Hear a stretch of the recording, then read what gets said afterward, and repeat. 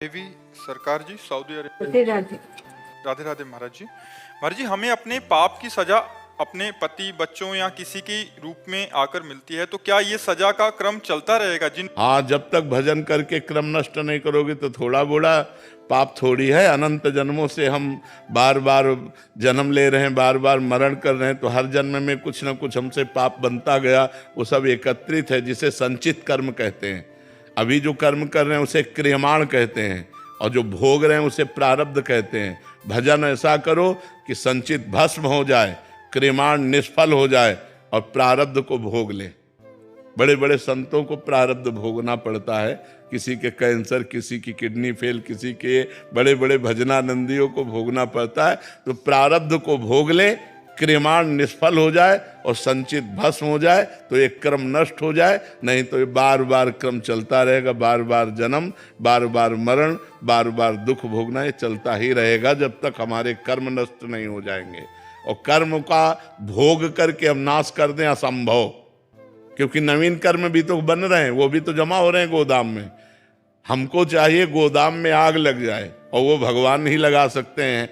भगवान ही कह रहे हैं, सर्वधर्मान परित्यज्य माम एकम शरणम ब्रज अहम त्वाम सर्व पापेभ्यो मोक्षयिष्यामि मा शुचा। मैं समस्त पापों से तुम्हें मुक्त कर दूंगा।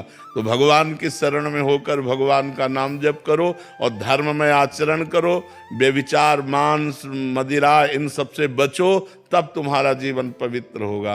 अब 2-4 बार नाम जप कर लो, व्यभिचार करो, पर पुरुष गमन करो, पर स्त्री गमन करो, तो नरक जाओगे, दुर्गति प्राप्त होगी। अगर संयम से चलोगे, पाप कर्म छोड़ोगे, तो नाम तुम्हें उठा देगा, प्रकाशित कर देगा। नाम आपको आगे प्रकाश देगा, ज्ञान देगा, भक्ति देगा, हृदय प्रेम में हो जाएगा, भगवान की प्राप्ति हो जाएगी। डॉक्टर स्वामी परमानंद जी महाराज, रोहतक से। महाराज जी का प्रश्न है। महाराज जी कह रहे हैं कि आपके द्वारा बार बार साधना के अभिमान से बचने के लिए कहा जाता है महाराज जी, परंतु क्या शिवोहम करना भी अभिमान है? नहीं, ये हमारा स्वरूप है। सोहमस्मि इति वृत्ति अखंडा, ये हमारा स्वरूप है। हम अपने स्वरूप को बार बार जागृत कर रहे हैं कि देहोहम नास्ति, मैं देह नहीं हूँ, शिवोहम, मैं शिव हूँ। बार बार शिवोहम शिवोहम।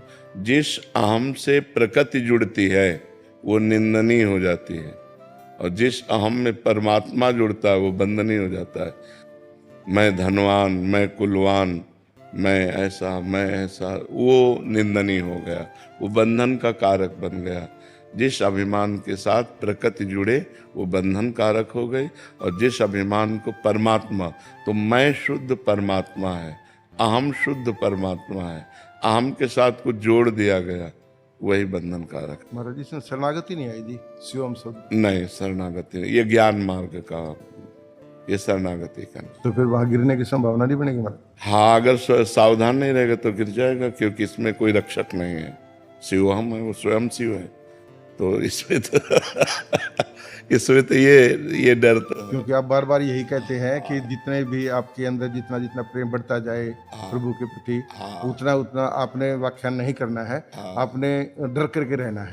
लेकिन शिव हम के अंदर मैं, हाँ, अब चूंकि मार्ग अलग है ना, वो मार्ग अलग है।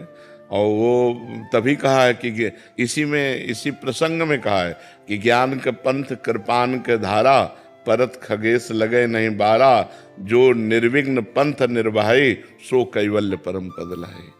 ज्ञान के पंथ में गिरने की बहुत संभावना, बचाने वाला कोई है नहीं, क्योंकि आप स्वयं ब्रह्म हैं और इसमें दासोहम है, इसमें भगवान बचाने वाले हैं। उन करो सदा तिनके रखवारी, जिम बालक राखे महतारी, इसमें ये है जी।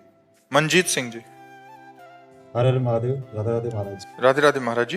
महाराज जी, जब एक जीव को संत जनों एवं महापुरुषों का सानिध्य प्राप्त होने लगे और पवित्र पौराणिक तीर्थ स्थलों के दर्शन करने का भी सौभाग्य प्राप्त होने लगे, तो इसके माध्यम से हमें क्या संकेत मिलते हैं? हमारे ऊपर भगवान की कृपा है। अब हमको सावधानी पूर्वक इस कृपा का आदर करना चाहिए। जो हमें तीर्थावगाहन, शास्त्र स्वाध्याय और संत समागम मिले, तो अब मोहि भाव भरोस हनुमंता, बिनु हरि कृपा मिले नहीं संता।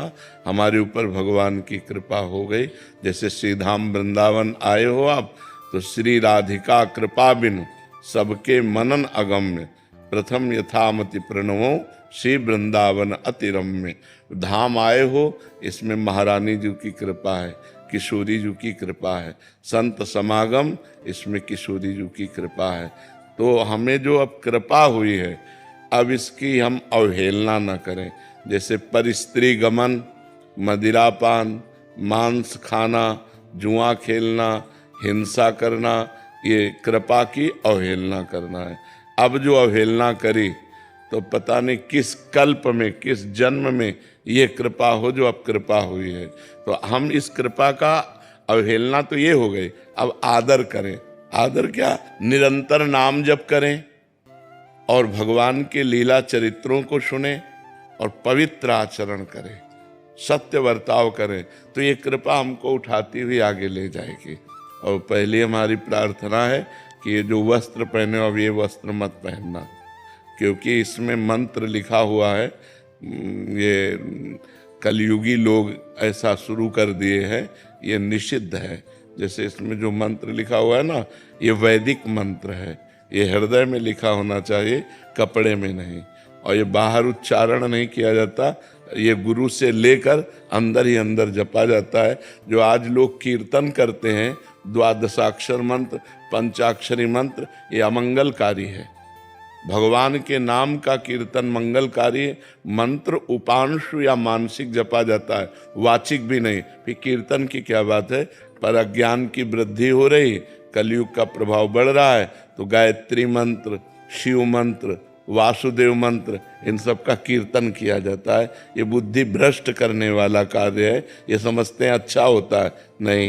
ये महाराज जी हमारे यहाँ एक मंदिर है, उसमें 24 घंटे मंत्र होता है, उससे वो लगे होते हैं ना, वो ये सब नहीं। और वो सबको बुला के पूरे गांव में मतलब सब जाते हैं वहां करने के लिए, तो एक घंटे के लिए ड्यूटी। नहीं, बिल्कुल नहीं करना चाहिए, बिल्कुल मंत्र नहीं करना चाहिए। ये सब अमंगलकारी है, मंगल नहीं हो सकता। ये अमंगलकारी है, ये मंगलकारी नहीं है। इसको उतार करके यमुना जी में प्रवाहित कर देना, नई ले लेना। प्रियंका जी, राधे राधे महाराज।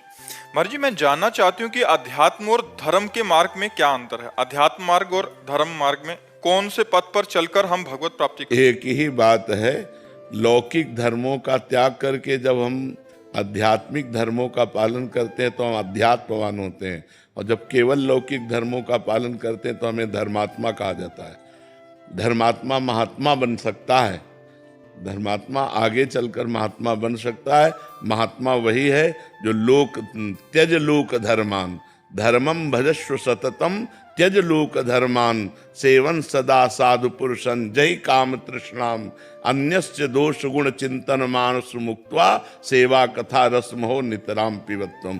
गोकर्ण जी ने अपने पिता को उपदेश किया, धर्मम भजस्व सततम, सतत धर्म का भजन करना चाहिए। तो प्रश्न उठता है कौन से धर्म का? तो बोले त्यज लोक धर्मान, लोक धर्मों का त्याग करके परमार्थिक धर्मों का। त्यज लोक धर्मान, तो बोले परमार्थिक धर्म क्या है, मैं कैसे समझूंगा? बोले सदा सेवन जय काम तृष्णाम, साधु संग करो। पर साधु संग कैसे करो? तृष्णा और कामना का त्याग कर। भोगे हुए विषय को पुनः भोगने की इच्छा का नाम तृष्णा, और नवीन सुने हुए देखे हुए विषय के भोगने की इच्छा का नाम कामना।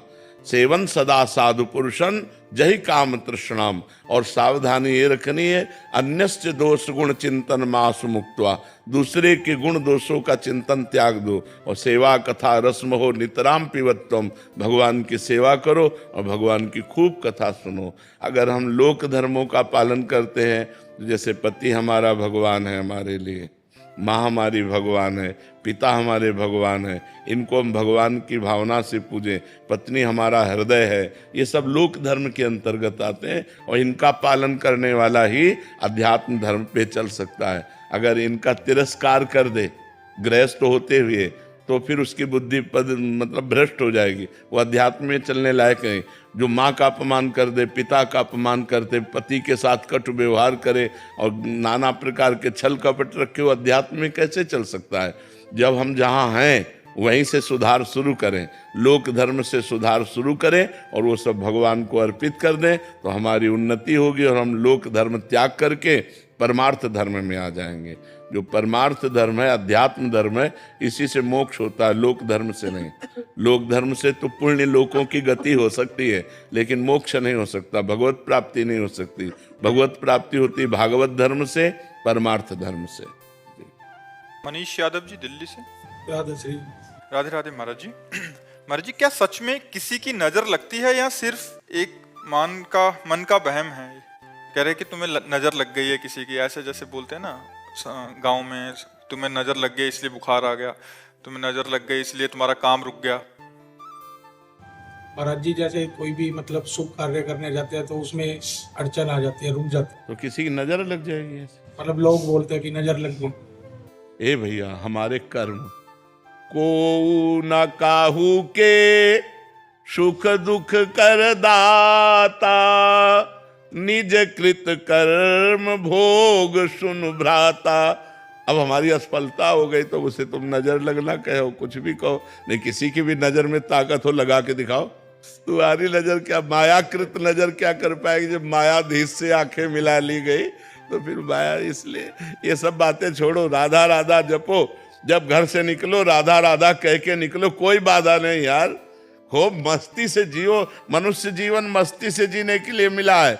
मस्ती शराब में नहीं है, पराई स्त्री में नहीं है, पराये धन में नहीं है, गंदी बातों में नहीं है, भगवान में मस्ती। भगवान से यदि चित्त जोड़ लो ना, जैसे हम कहते हैं किसी नए लड़के का बढ़िया मनोनीत लड़की मिल जाए, उसका ब्याह तय हो जाए तो कैसा फूला घूमेगा, ऐसे 1000 गुना हम फूले घूमते, 1000 गुना फूले घूमते।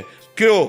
ये हम आपको रहस्य बताते हैं। राधा राधा राधा राधा, महारानी जी का कृपा प्रसाद, लाडली जी का कृपा प्रसाद, हर समय हम फूल जैसे खिले रहते, हर समय आनंद। सच्ची कहते हैं, हृदय में ऐसे आनंद की उफान आती है जब राधा राधा राधा राधा। अब भगवान से विमुख हो, वही रुपया का चिंतन, पर स्त्री का चिंतन, तो ओवर थिंकिंग, डिप्रेशन नहीं होगा और क्या होगा? डिप्रेशन तो होगा ही। मन को नाम में लगाओ, देखो आनंद मिलता है कि नहीं। सब लोग लगाओ, देखो आनंद के लिए भगवान का नाम जप करके देखो, तुम सुखी हो जाओगे। भगवान का आश्रय लेकर देखो, तुम सुखी हो जाओगे। अगर भगवान का आश्रय नहीं तो परेशानी हो जाए, फिर तो परेशानी हो जाए। भगवान का आश्रय रखो, वही बल हम आपको देने के लिए बैठे। अध्यात्म बल धारण करो, प्रसन्न रहो, सुखी रहो। पापाचरण करके सुखी नहीं रह सकते। मतलब भगवान का आश्रय ले लो। देखो 1 सेकंड में भगवान ने अनंत ब्रह्मांडों को बनाया है। अगर वो चाहें तो आपको धनी नहीं बना सकते, वो आपको चाहें तो सुखी नहीं कर सकते। तो भगवान से जुड़ो, भगवान से जुड़ने पर मंगल होगा। महाराज जी, शायद प्रेम के कारण ऐसा हो, तो जैसे बच्चे को नजर बहुत सुंदर लग रहा है, या सखियां भी महाराज जी आप भी नहीं, वो एक अलग चीज है, वो अलग चीज है। हाँ, जैसे हमारी सखिया प्रिया प्रीतम का श्रृंगार करती है तो तिनका तोड़ती है, अंगुली चुटकाती है, ऐसे बलैया लेती है, कहीं किसी की नजर ना लग जाए। अब बोलो निकुंज में किसकी नजर लग जाएगी? ये प्रेम का स्वभाव। जैसे छोटे वाला को श्रृंगार किया गया और काजल की टिक्की लगा दी गई कि किसी की नजर न लग जाए कि ये बहुत सुंदर है। वो प्यार का विषय है। ऐसा नहीं कि तुम्हारा व्यापार, तुम्हारी नौकरी, या तुम्हारे जानवर, या तुम्हारी गाड़ी, या तुम्हारा कुछ। जैसे लोग घर बनवाते हैं ना, एक राक्षस का चेहरा टांगते हैं, नहीं टांगते? ऐसे दांत निकाले ये राक्षस, बोले कोई उल्टा जूता टांगता है। अरे भगवान की छवि टांगो, भगवान का नाम लिखो, जूता चप्पल टांगने से कल्याण नहीं होने वाला। तो हमारी जी बुरी नजर वाले तेरा मुंह काला। मर्जी, उससे जूता टांगने से नहीं होगा, कुछ नहीं होता, इससे कुछ नहीं होता, इससे कुछ नहीं होता। भगवान का नाम जपने से मंगल होता है। हाँ, प्राची गर्ग जी। राधे राधे महाराज जी। महाराज जी, जब हम नाम जप करते हैं तो हमारे सामने आने जो वाली चुनौतियां होती हैं, क्या वो सारी चुनौतियां नाम जप से ही ठीक हो जाएंगी महाराज जी? जब हम काल पर विजय प्राप्त कर सकते हैं, माया पर विजय प्राप्त कर सकते हैं, तो और संघर्ष तो बहुत छोटी बात है। जब हम भगवान को वश में कर सकते हैं तो और क्या नहीं प्राप्त हो सकता। सुमिर पवन सुत पावन नामू, अपने बस करि राखे रामू। भगवान के नाम का स्मरण करके हनुमान जी महाराज भगवान को अपने अधीन कर लिए। तो जीवन संघर्षमय है। जब हम भगवान का नाम जप करेंगे तो 2 काम होंगे। या तो संघर्ष मिट जाएगा और या संघर्ष सहने की सामर्थ्य आ जाएगी, दुख सहने की सामर्थ्य आ जाएगी। भगवान हमको इतनी सामर्थ्य देंगे कि हम दुख सह लेंगे या वो दुख मिट जाएगा। हरि स्मृति सर्व विपद विमोक्षणम, भगवान का स्मरण समस्त विपत्तियों से मुक्त कर देता है। इसलिए खूब नाम जप करो, भगवान का मंगलकारी नाम है। और संघर्ष तो मायाकृत है और नाम सच्चिदानंदमय है, तो नाम जपते हुए हम हर संघर्ष को पार कर जाएंगे, या भोग करके या संघर्ष नष्ट हो जाएगा, दो में एक बात हो जाएगी। खूब नाम जप करो।